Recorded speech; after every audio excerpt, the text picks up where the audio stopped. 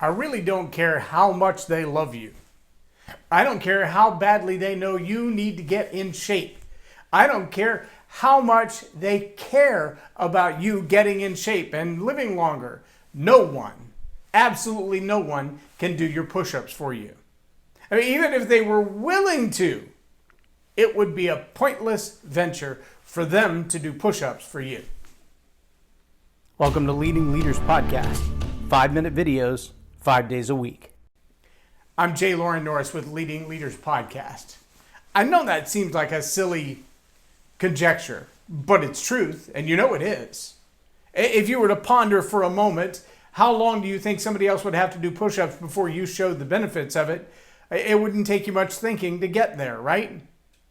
And yet, so many times in our life, in so many places in our life, we want to do exactly the same thing. We want to see success, but we want somebody else to pave the way. We want to run a business, but we want somebody else to buy it for us. We want to have the college degree, but we want somebody else to pay for the student loans. We want to have the income.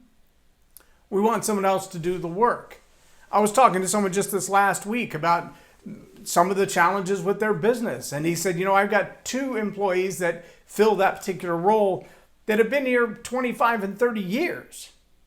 That's pretty impressive to keep an employee around 25 or 30 years. He said, but in the 3rd position, I've hired at least a dozen people over the last 10 years, meaning over and over and over again, he has employees that last less than a year. Some of them less than months. He said, the sad thing is, many of them think just showing up to work is a big win. Yay, celebrate me, I came to work. But the truth is, they don't just need to show up at work, they've got to do the work as well. They've got to do the hard work of making the phone calls, closing the sales, collecting the contracts, doing the job. But they don't want to do the job, they just want to get the paycheck. They want to say they have a job, they want to show up and get the paycheck. They want the money, they don't want to do the work. Well, that has exactly the same benefit as somebody else doing your push-ups for you. If I go on a diet, you're not going to get any skinnier. If I do the push-ups, you're not going to get any stronger. If I do the work, you're not going to get any richer. And the reality for so many people today is that they have this concept that they can get rich off the back of other people. It has been done in the past. It was called slavery. It's illegal. And it's morally wrong and reprehensible. But if you want to succeed today, you're going to have to do the work yourself. Our core value word today is self-discipline. Why? Because other people disciplining you may be punishment. Other people disciplining you may be tyranny. It may be control. It may be someone forcing their will on you.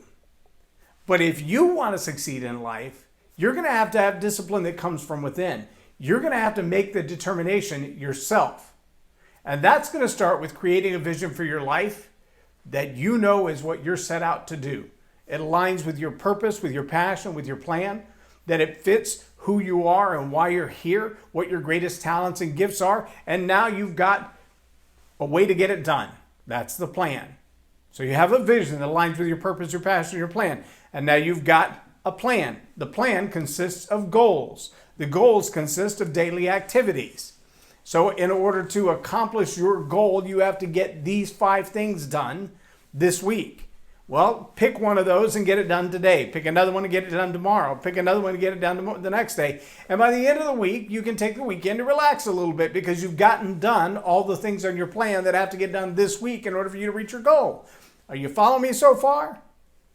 But you can't put on your goals, on your plan, on your daily schedule, your daily activities, that somebody else do the work or somebody else do your push-ups. It doesn't do you any good. I was in Brazil a few years ago, and my translator and I were trying to teach that principle. And we lined up on the floor, toe-to-toe, facing away from each other, doing push-ups. And at about 3 push-ups, I stopped doing push-ups and just kept counting while he kept doing push-ups. Now, he and I knew this was going to happen. But the crowd got very upset. By about number 10, they realized he was doing push-ups and I was leaning on my elbow just watching. And they were very upset with the fact that I was counting and he was working.